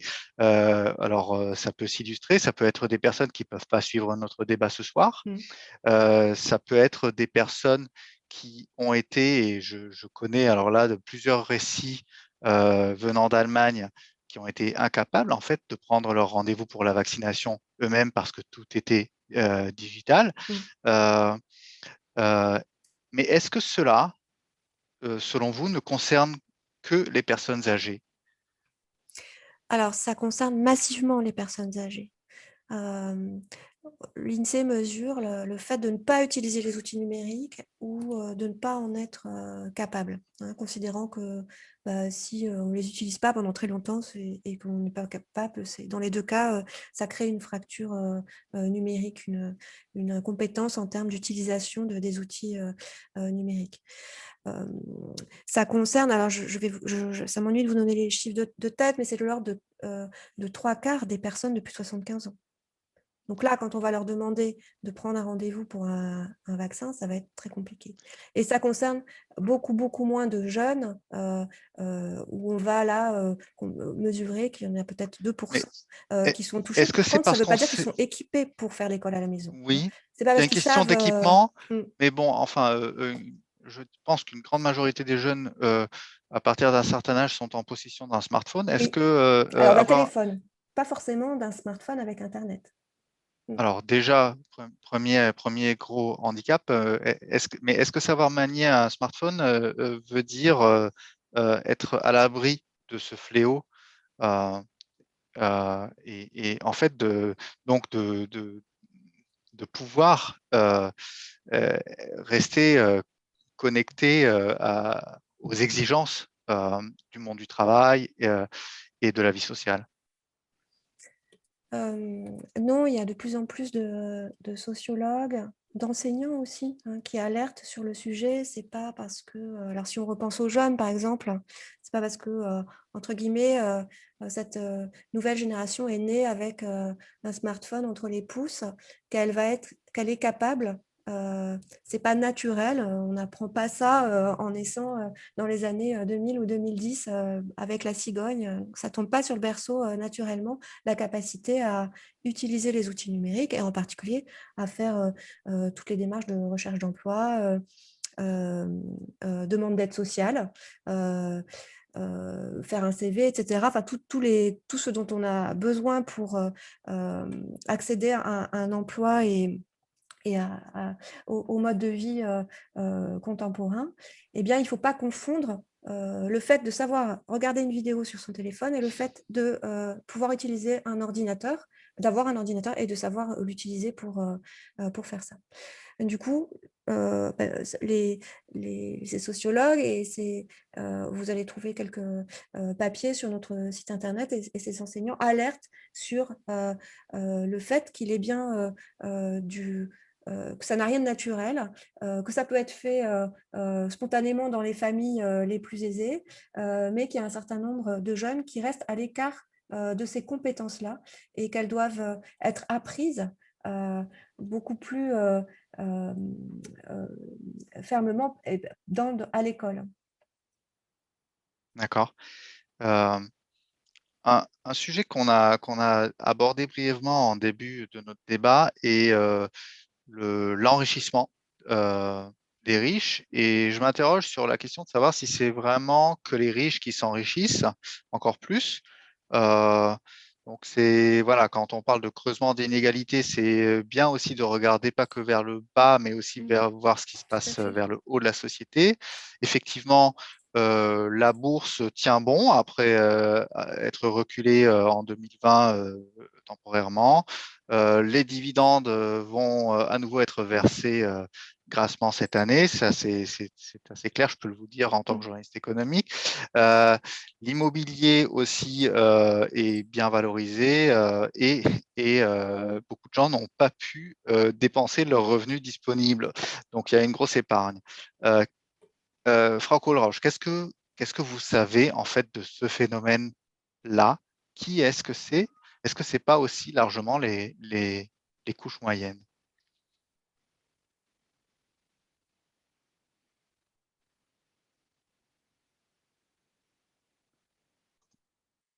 Alors, Ja. Also richtig wissen wir das nicht. Also tatsächlich ist die Sparquote gestiegen. Also ich habe also ist deutlich mehr gespart worden während der Krise als davor. Und das werden sicherlich jetzt nicht nur die höheren Einkommen gewesen sein, sondern auch die mittleren. Ob das dann eine Bereicherung ist oder eben einfach gespartes Geld, das wird man sehen. Und was dann das sozusagen jetzt auch heißt für die nächsten für die nächste Zeit? Also gehen jetzt alle ins Restaurant und hauen das Geld raus oder was passiert damit? Das wird man sehen. Hängt sicherlich auch vom Einkommen ab und auch von den Sorgen. Also ich meine, die Frage, ob man Geld ausgibt oder spart, hat ja nicht nur was damit zu tun, wie viel man tatsächlich jetzt hat, sondern auch, was man für die Zukunft erwartet.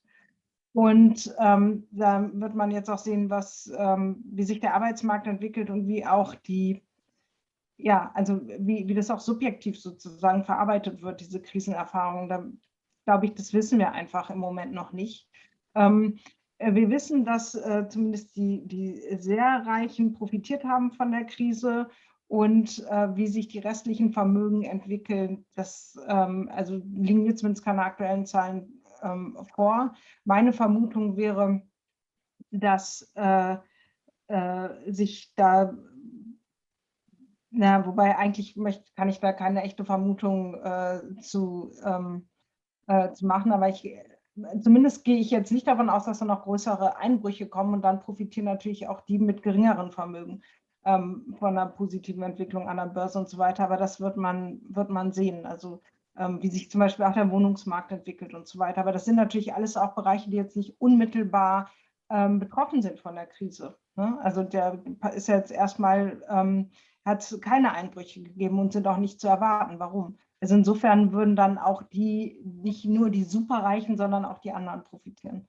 Aber da muss man, denke ich, einfach mal gucken, was die Zahlen uns sagen in 1-2 Jahren. D'accord. Donc, il y a des choses qu'on ne peut pas encore dire. On constate qu'il y a quand même, on débat des effets du Covid sur la société et des effets sociaux, mais il y a encore pas mal de choses qui évidemment vont se révéler qu'à moyen et long terme. Mais vous, Madame Brunner, vous faites la prédiction de nouveaux pauvres, donc en regardant les jeunes, qui pourraient être issus des classes moyennes, voire aisées, dans un de vos textes. Est-ce que vraiment, c'est un peu triste, même très triste et peut-être décourageant, mais est-ce qu'il faut vraiment faire ce constat d'une génération sacrifiée qui serait celle de ceux qui ont aujourd'hui 18 à 25 ans? Alors, il faut d'abord se garder de généraliser, hein, parmi les 18 à 25 ans. Il y a des jeunes de classe moyenne ou supérieure qui sont dans le cours de leurs études, qui ont pour un certain nombre choisi de prolonger leurs études, et on verra ce que sera la suite. Il ne faut pas non plus dramatiser ou s'alarmer plus que nécessaire. En revanche, ce qui est certain, c'est que dans un certain nombre de secteurs, un certain nombre de jeunes, y compris de jeunes de familles plutôt favorisées, qui terminent des études supérieures dont ils pensaient qu'elles les protégeraient de difficultés d'insertion, vont devoir en rabattre pour certains sur leurs espérances. Alors, pas forcément être au chômage, ils vont pour un grand nombre d'entre eux trouver des emplois, mais peut-être pas dans le secteur qu'ils souhaitaient, pas dans les métiers qu'ils souhaitaient. Donc, il va y avoir une forme de déclassement, peut-être un peu nouvelle, de jeunes diplômés, là où précédemment, on insistait beaucoup pour dire que la pauvreté chez les jeunes, elle était d'abord, et elle est toujours, hein, d'abord, la pauvreté ancienne du coup, hein, pas du tout nouvelle, elle était d'abord, elle s'est étendue beaucoup chez les jeunes et chez les jeunes peu diplômés. Donc un déclassement qui vient du fait que le marché du travail serait plus bouché pour eux. Oui, les jeunes, ils se retrouvent dans une file d'attente. Dès lors qu'il y a moins d'emplois, c'est eux qui vont constituer les premiers, les files d'attente du chômage. Donc, les plus diplômés, ils vont pouvoir entrer le plus vite sur le marché du travail, hein. Le diplôme continue de protéger, mais ils vont peut-être devoir, comme je disais, en rabattre un peu sur leurs exigences. Et puis, plus on descend dans la file d'attente, plus moins on est diplômé et plus le risque d'attendre risque d'être long ou d'alterner par des périodes un peu de galère entre CDD, intérim, chômage. C'est un phénomène qu'on a déjà observé, une augmentation de la précarité des jeunes travailleurs et des moins diplômés d'entre eux depuis une bonne quinzaine d'années. Frau Kohlrausch, est-ce que pensez aussi qu'il y a ce risque des nouveaux pauvres, donc d'un ascenseur social, mais qui marcherait vers le bas et d'une génération sacrifiée?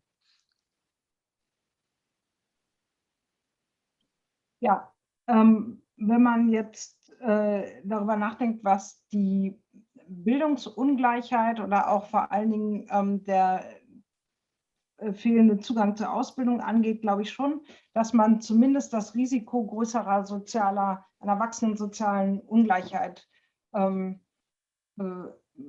eingeht und damit vergrößert. Also ob das am Ende zu mehr Armut führt, hängt natürlich schlicht davon ab, wie viel Geld man Menschen gibt, die in dieser Situation sind. Und auch da würde ich sagen, das ist natürlich alles nicht zwangsläufig. Das sind ja auch politische Prozesse, die man noch steuern kann. Aber ich gehe schon davon aus, dass diese langen Schulschließungen in Deutschland dazu geführt haben, und dass wir das sehen werden, dass wir eine wirklich Zunahme von Bildungsungleichheit haben. Und in Deutschland ist es auch tatsächlich so, dass der Bildungserfolg sehr eng gekoppelt ist auf den Arbeitsmarkterfolg. Deshalb, das wird man dann sehen, auch in der Lohnentwicklung. Und da bin ich mir ganz sicher, dass es ganz klares soziales Gefälle gibt, für wen diese sehr lange Schulschließung besonders schädlich waren. Das sieht man auch jetzt schon in ersten Erhebungen. Wir wissen, dass die weniger gut mit dem Homeschooling klargekommen sind, dass sie natürlich weniger diese digitalen Voraussetzungen haben. Sie haben auch weniger die digitalen Kompetenzen, die man braucht.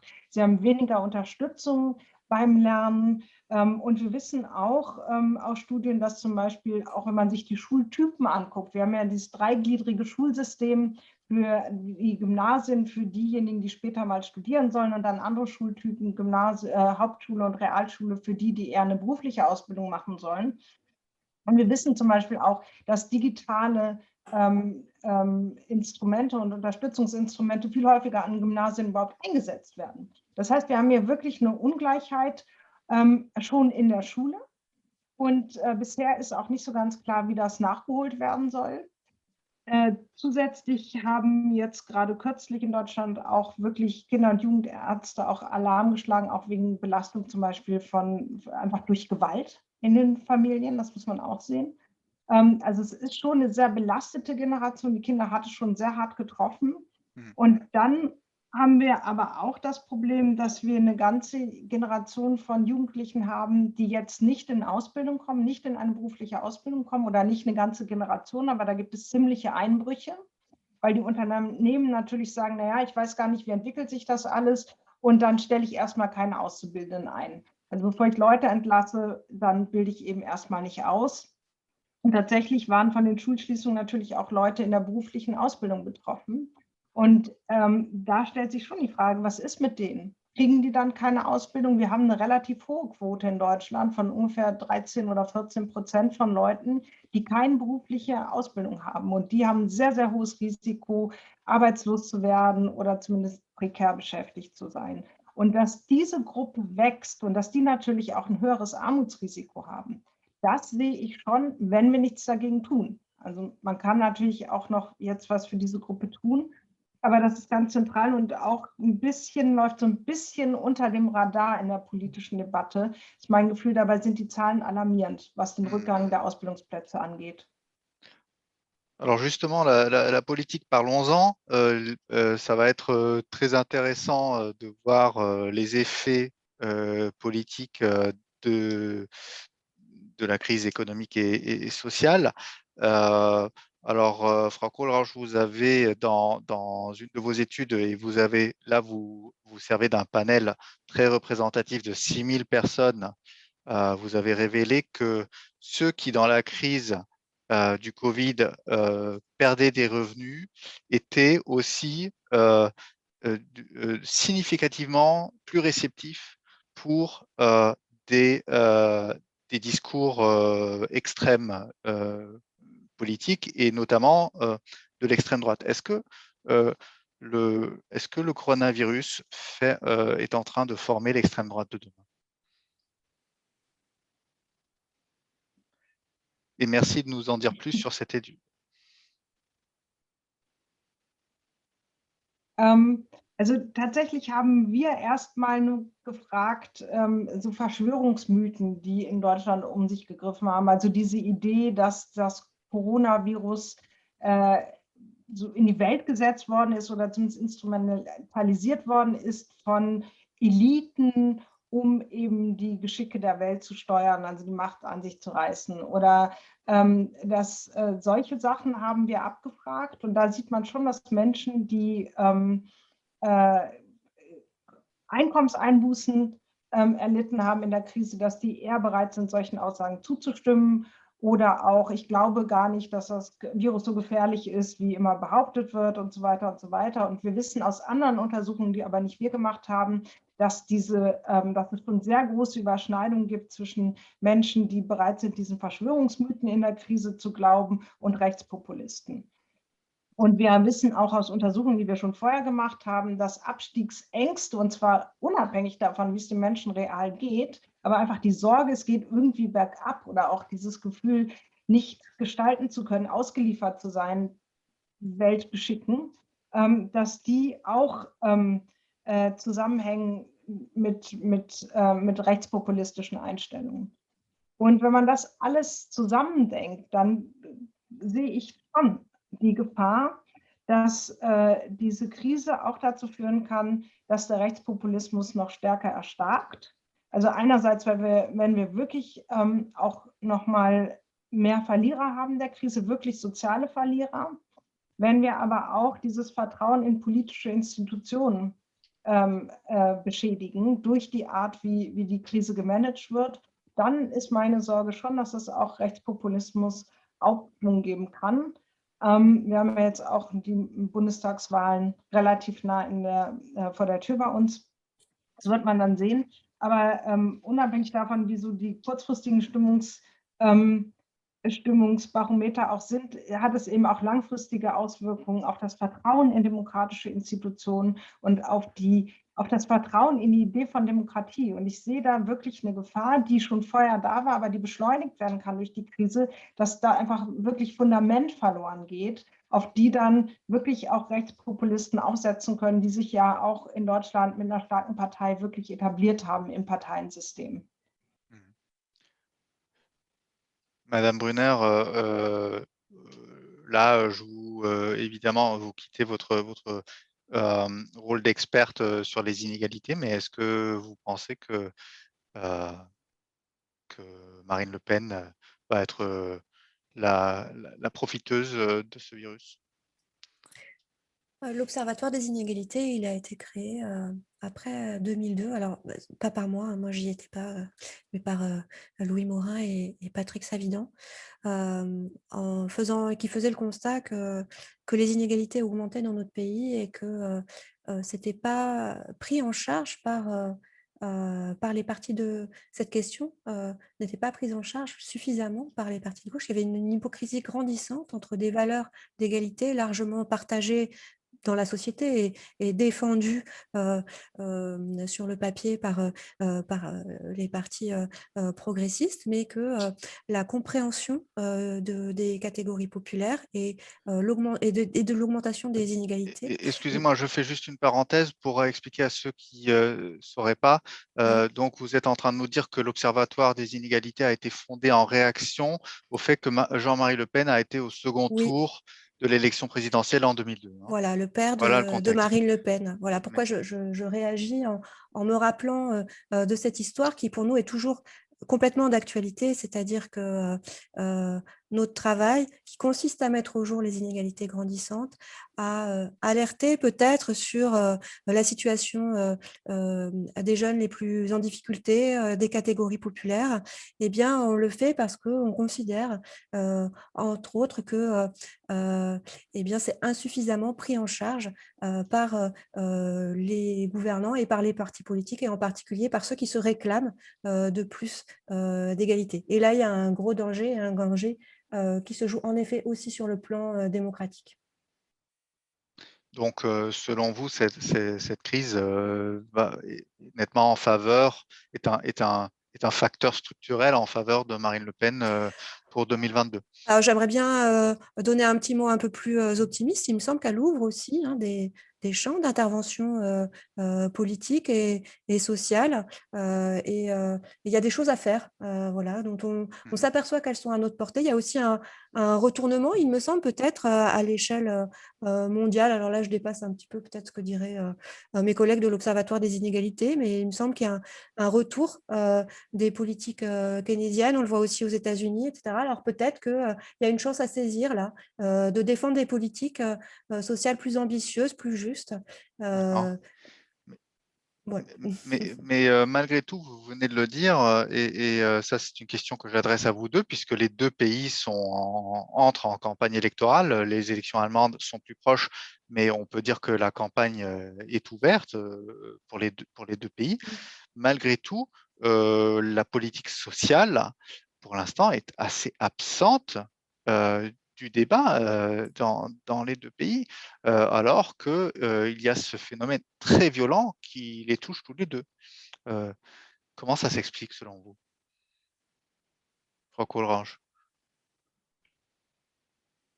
Ich überlege gerade, ob ich dem überhaupt so zustimmen würde, aber doch, wo Sie sagen, also in der Tat, die Sozialpolitik, also wirklich die Kompensation von Verlusten spielt nicht so eine Rolle. Also die Frage, was schon eine Rolle spielt im Wahlkampf in Deutschland, würde ich sagen, ist die Frage, wie kann man zum Beispiel Löhne erhöhen? Also wie kann man auf dem Arbeitsmarkt dafür sorgen, dass es da nicht so diese großen Ungleichheiten gibt.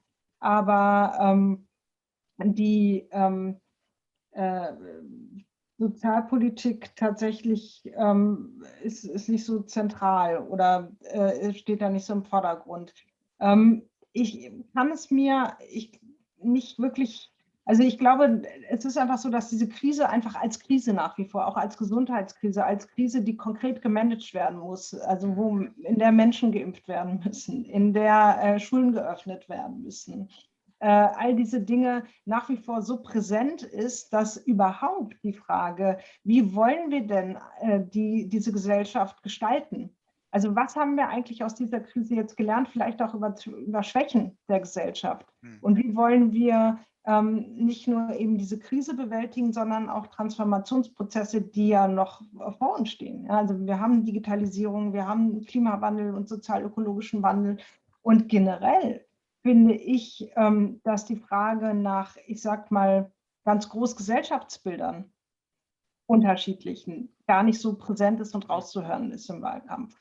Mal gucken, man muss dazu sagen, dass die große konservative Partei nach wie vor kein Wahlprogramm hat, also vielleicht passiert ja auch noch was, aber vielleicht ist das auch ein Krisenphänomen und eine Krisenerschöpfung, dass die Gesellschaft nicht fähig ist oder die Parteien auch das zu diskutieren oder auch in die Öffentlichkeit zu bringen, weil ich schon denke, dass das natürlich was ist, was die beschäftigt.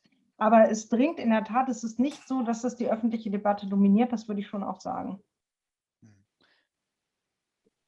Madame Brunner, quelle est votre analyse pour la France, sachant que c'est peu ou prou la même chose que, il y a eu un sondage sorti aujourd'hui qui voit le SPD en Allemagne, le Parti social-démocrate à 15%, donc très loin de la chancellerie. Et en France, c'est un peu la même chose. Il n'y a pas de parti de gauche qui peut espérer accéder au second tour de la présidentielle, alors qu'on est... malgré tout ce qu'on vient d'expliquer, est-ce que finalement la crise ne préoccupe pas la société en fait? Je n'ai pas forcément tous les éléments de réponse.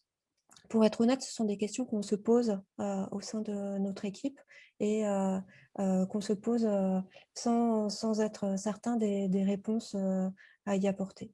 Il y a sans doute un élément qui joue de composition sociale des partis politiques qui sont au niveau des adhérents, mais bien plus encore de leurs dirigeants, de plus en plus composés de cadres dans lesquels les catégories populaires ont de moins en moins leur place et qui ont fait le choix, pour beaucoup, c'est peut-être un peu fort, mais il y a quelque chose de l'ordre de l'abandon, de la préoccupation des conditions de vie des catégories populaires. Alors peut-être simplement par ignorance et par effet d'entre-soi entre journalistes et politiques parisiens, on en oublie la réalité sociale de la France. Voilà un peu un élément de réponse que je peux oser vous donner. C'est très noir. Alors, avant de terminer et de prendre des questions s'il y en avait, pouvez-vous quand même nous donner, c'est donc une question à toutes les deux, nous donner des raisons d'espérer que cette crise ne sera pas, enfin, est-ce qu'il y a des éléments positifs à prendre? Voulez-vous que je commence? Oui, allez-y, s'il vous plaît. D'abord, tout à l'heure, je vous disais, cette crise, elle a révélé un certain nombre d'inégalités dont on ne parlait pas tant que ça. Donc, ce qu'on peut souhaiter, déjà, c'est qu'on ne les oublie pas aussi vite qu'elles qu'elles nous ont exposées à la figure. Donc, il y a peut-être là une raison de penser qu'un certain nombre de sujets vont rester dans le débat public et ça me paraît intéressant. On peut penser aussi... il y a au moins, en matière de... Tout à l'heure, je disais, conditions de travail, salaire, sont des choses... On a applaudi les personnes en première ligne, tout en déplorant leur très faible salaire tous les soirs au journal de 20 heures pendant des semaines. Bon, mais il y a au moins eu quelques augmentations de salaire significatives pour les soignants et je pense qu'il faut s'en réjouir et maintenant sérieusement se demander comment on fait pour étendre ce type de mesures aux plus bas salaires du privé. Et ça serait une augmentation du SMIC, par exemple, ce serait une mesure qui serait en faveur aussi de l'égalité entre les femmes et les hommes, puisqu'il y a un grand nombre de femmes qui ont des salaires inférieurs à ceux des hommes et qui concrètement sont au SMIC.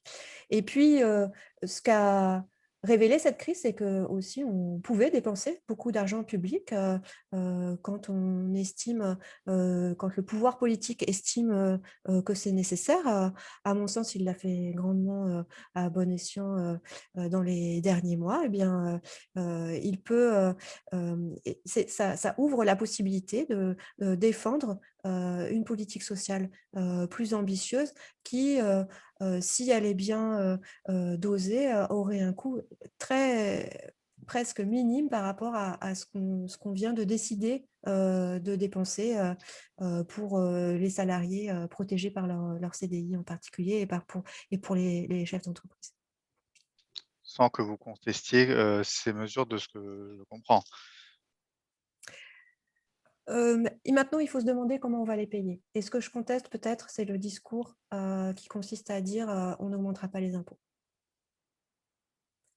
D'accord. Voilà. Je ne sais pas si vous voulez que je poursuive là-dessus, mais je peux peut-être m'arrêter là et laisser la parole à Madame Kohlrausch. Voilà. Il nous semble qu'il y a une grande hypocrisie à dire qu'on n'augmentera pas les impôts et qu'il y a des possibilités de solidarité nationale à condition d'un impôt progressif, bien sûr. Frau Kohlrausch, des raisons d'espérer dans cette crise? Die gibt es immer. Erstens. Zweitens, schon. Also wir haben in unseren Umfragen zum Beispiel wirklich gesehen, dass es ein ganz großes Bewusstsein dafür gibt, dass bestimmte Bereiche der öffentlichen Daseinsvorsorge viel zu schlecht bezahlt sind. Und wir haben dann damit, weil uns dann vorgeworfen worden ist, es ja letztlich Cheap Talk, ja, also es kostet mich ja nichts zu sagen, irgendwie eine Krankenschwester soll mehr verdienen, haben wir dann in der nächsten Welle mal gefragt, würden Sie denn auf Einkommen verzichten oder würden Sie höhere Steuern zahlen, damit eine Krankenschwester mehr Geld bekommt? Wobei das natürlich, es wäre jetzt nicht mein Modell, noch irgendwie dem mittleren Einkommen Geld wegzunehmen, aber einfach mal so die Substanz zu testen. Und selbst in den unteren Einkommen gab es eine substanzielle Anzahl von Menschen, die gesagt haben, ja. sodass ich schon glaube, es gibt auch so solidarische Potenziale in der Gesellschaft. Und wir haben auch zum Beispiel eine Debatte wirklich über Instrumente in Deutschland. Wie kann man im ganzen Pflegebereich die Gehälter erhöhen? Und ich glaube, kann mir auch vorstellen, dass sich da tatsächlich was tut, weil schon gesehen, das hängt natürlich wirklich auch vom Ausgang der Wahl ab, aber es gibt da ein Bewusstsein und auch, und es hat nicht nur irgendwie eine Diskussion erzeugt, sondern auch Instrumente. Es sind jetzt Instrumente in der Debatte. Und jetzt hatte ich noch einen zweiten Punkt, der mir aber gerade entfallen ist. So, ne, ist weg. Ein langer Tag. Pas de problème. Je regarde là les questions qui sont posées. Je constate que ce sont pas des questions. Pour l'instant, on a suscité pas mal de commentaires. Bon, alors et donc, chers tous qui nous regardez, si vous avez des questions, c'est maintenant le dernier moment pour le faire. Allez-y. Sinon, je vais déjà lire à titre d'exemple deux des commentaires. Je pense que là, c'est bon. C'était un commentaire un peu polémique qui s'adresse à vous, Madame Brunner, qui dit quand 96% d'une classe d'âge obtient le bac, le diplôme est forcément dévalué. Il vaudrait mieux faire attendre un bon métier. Il vaudrait mieux faire un bon métier manuel dès l'âge de 14 ans, comme autrefois, au lieu de faire traîner dans la filière longue des jeunes pour qui ce n'est pas une bonne voie. Donc, tout ça, ça se réfère à notre débat que nous avons eu sur la formation. Il n'y a rien de déshonorant à être un apprenti plombier pour avoir un bon métier bien rémunérateur plus tard. Ça, c'est un commentaire. Un autre commentaire, la plus formidable des inégalités en France, ça se réfère encore une fois à la France, et que quand on gagne très peu, on est obligé d'habiter des quartiers ravagés par la délinquance, par l'islamisme, et vos enfants n'ont plus d'ascenseur social possible parce qu'ils sont obligés de fréquenter des écoles où il n'est pas possible à un élève doué de travailler. L'ascenseur social n'existe plus, d'où la révolte de ces gens prêts à espérer malheureusement en Marine Le Pen. Est-ce que vous seriez d'accord avec ça? Alors, en grande partie, non. Les quartiers, on constate des taux extrêmement élevés à la fois de chômage, de pauvreté dans un certain nombre de quartiers. Pour autant, il ne faut pas en donner l'idée d'un ghetto dont on ne pourrait pas sortir. Ce sont très souvent des quartiers d'habitat social qui jouent un rôle d'accueil des personnes en difficulté. Et puis, dès lors que les jeunes accèdent à une meilleure condition, par exemple, un emploi, ils vont en sortir. Donc, c'est des quartiers dans lesquels la population se renouvelle et qui est loin de la caricature qu'on peut en donner des cités les plus brutales qu'on voit parfois aux informations. Donc, l'habitat social, il a un rôle majeur à jouer, d'accueillir les personnes en difficulté. Ensuite, il est vrai que dans un certain nombre de ce quartier, les difficultés sont extrêmes et il peut y avoir un sentiment de relégation. Donc, il est important aussi d'avoir des politiques publiques en direction de ces quartiers. Mais l'idée qu'on ne peut pas s'en sortir et qu'on y est coincé me paraît totalement faux et les chiffres montrent le contraire. D'accord. Merci beaucoup. Alors, je vois que en dehors de ces commentaires et de questions assez polémiques, nous n'en subsistons pas. Oui, je vois que j'ai suscité d'autres réactions sur la Grande Borne et Tartary. Okay. Est-ce que vous avez voilà, je pense qu'il y a plus de questions. On a dû un peu assommer. Ou alors peut-être qu'on a, voilà, on a juste fait un débat qui maintenant a répondu à beaucoup de questions sans jamais répondre à toutes. Et puis on a dû constater que pour avoir une vue d'ensemble, c'était encore un peu tôt, même si on a tous l'impression que cette crise maintenant dure depuis très longtemps, depuis beaucoup trop longtemps. Donc je pense qu'on va clore le débat ici. Je vous remercie toutes les deux beaucoup pour cette discussion animée qui a pu, je pense, montrer des aspects de chacun des pays, de comment la crise sévissait dans ces deux pays, mais aussi de certains points communs qui sont presque frappants de ce qu'ils ont en commun. Voilà. Merci beaucoup, Madame Deussen. Je ne sais pas si vous vouliez encore dire le mot de la fin. Je pense que vous avez très, très bien résumé déjà les différents points et aussi mis l'accent sur le fait qu'effectivement, ce débat a faire remonter quand même les différences qui existent, différences d'appréciation dans les mesures à prendre. Je pense qu'à un moment donné, c'était très, très sensible et perceptible en ce qui concerne la question comment faire sortir les jeunes de ces difficultés, par quels moyens? Plutôt des moyens, disons, d'aide sociale ou par le travail, par l'offre de travail et par un autre système peut-être aussi d'éducation. Je pense qu'il y a beaucoup de questions qui ont été vraiment bien abordées. Il y a déjà des réponses et des réactions des deux pays. Si je peux vous prendre comme deux représentantes de deux pays, c'est sans doute un peu exagéré, mais quand même, on a vu deux approches différentes et quelquefois, et ça c'était absolument, comme on dit en allemand, spannend, passionnant.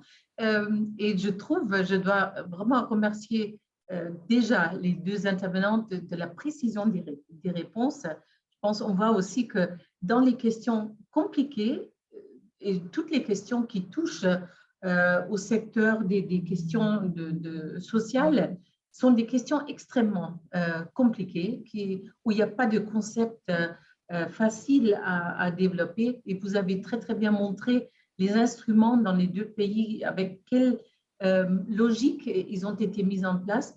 Et je dois dire, M. Klim, vous avez vraiment très, très bien animé cette discussion. Ça a été aussi un des commentaires. Vous l'avez bien lu. Quelqu'un disait que vous posez des bonnes questions. Bon, c'était vraiment bien, je dirais, oui, très, très bien organisé. C'était un débat qui n'était pas, disons, qui ne s'est pas créé par des questions un peu au hasard. Non, non, c'était très bien travaillé et vraiment un très, très grand merci à vous trois. Un débat d'une très, très grande qualité et je pense qu'on devrait poursuivre ça. Et Madame Kohlrausch, je sais que vous étiez triste de ne pas pouvoir venir à Paris. Je pense qu'on va trouver une autre occasion pour vous faire venir et découvrir d'abord aussi notre institution, la Maison de l'Allemagne, au sein de cette Cité internationale universitaire de Paris, mais aussi peut-être aussi de poursuivre encore d'autres possibilités de débat entre spécialistes aussi de votre domaine. Un très grand merci et je vous souhaite une bonne fin de jeudi. Merci bien. À bientôt. Mais un grand merci aux deux interprètes. J'ai oublié ça et j'oublie trop souvent. Je pense que c'était un vocabulaire très, très complexe. J'admire Gabriele Venema et elle n'a pas voulu me montrer son nom, c'est pour ça, et sa collègue. Madame Lemoine. Oui, c'est ça, Carmen Lemoine, pour leur travail parce que c'était un travail immense et pour trouver les bons termes et aider à construire ce dialogue entre deux personnes qui sont des spécialistes dans une matière complexe et qui arrivent quand même à se comprendre via la traduction simultanée. Je trouve que c'est magnifique et ça, c'est aussi quelque chose qui est bien, que les débats en distanciel, en Zoom, permettent aussi des rencontres grâce à la traduction simultanée et grâce au travail des interprètes qui sont très précieux. Merci beaucoup. Merci à vous. Merci. Au revoir. Au revoir. Au revoir. Danke.